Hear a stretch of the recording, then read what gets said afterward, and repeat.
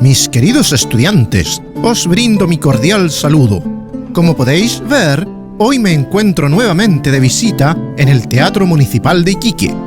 Me gusta mucho venir y recorrer este hermoso edificio que fue construido en el año 1889 y fue inaugurado el 1 de enero de 1890, en la época del salitre. Está construido en su mayor parte con madera de pino Oregón, traída desde Estados Unidos.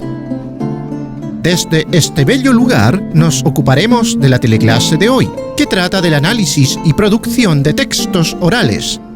Seguramente os acordaréis que comenzamos a ver este tema en la unidad anterior.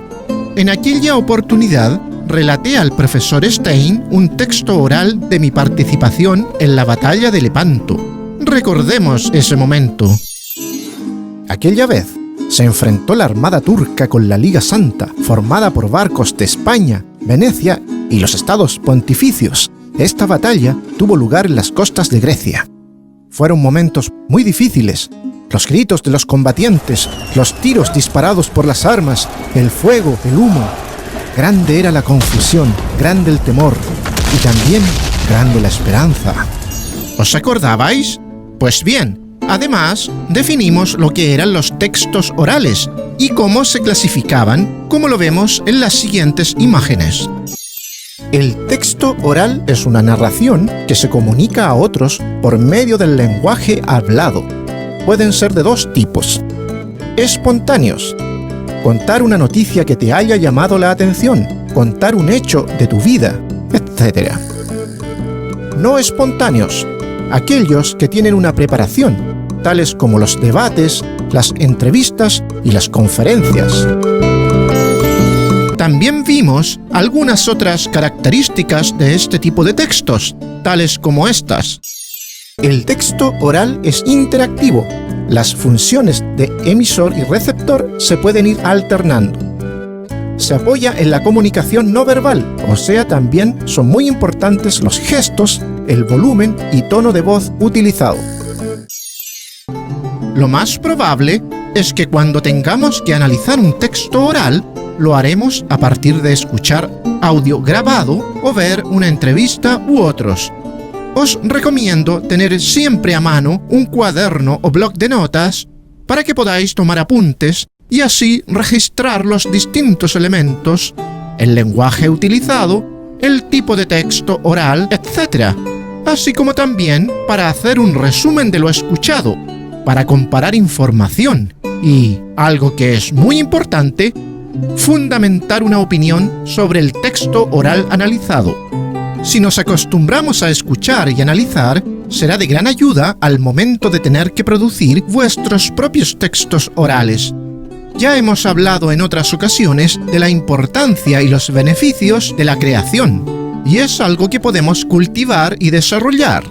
En relación a esto, vimos en una ocasión anterior el ejercicio del jarrón. Recordémoslo pues. Aquí tenemos un jarrón como ejemplo. Les pregunto, ¿qué harían con el jarrón? Piensen por un momento. A algunos se les ocurrió quizás llenar de agua el jarrón, ¿verdad? A otros se les ocurrió quizás pintar el jarrón. Puede ser. Otra posibilidad sería romper el jarrón, tal vez. Otros podrían haber pensado en desaparecer el jarrón. Y otros simplemente no harían nada y nuestro jarrón sigue ahí tal cual.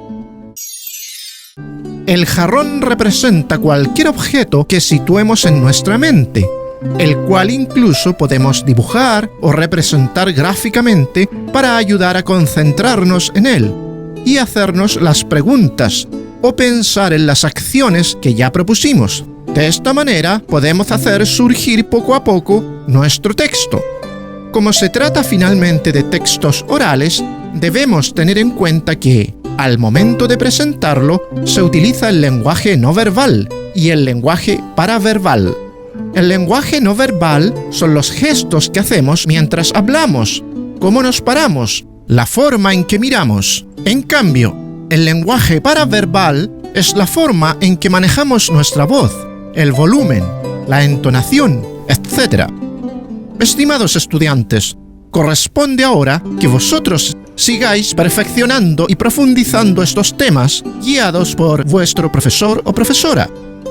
Antes de despedirme, quiero deciros que no olvidéis cuidar vuestra ciudad, no la ensuciéis. Valorad y respetad los hermosos edificios históricos y culturales como este teatro.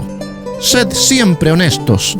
Espero veros pronto en una próxima teleclase. Hasta la vista.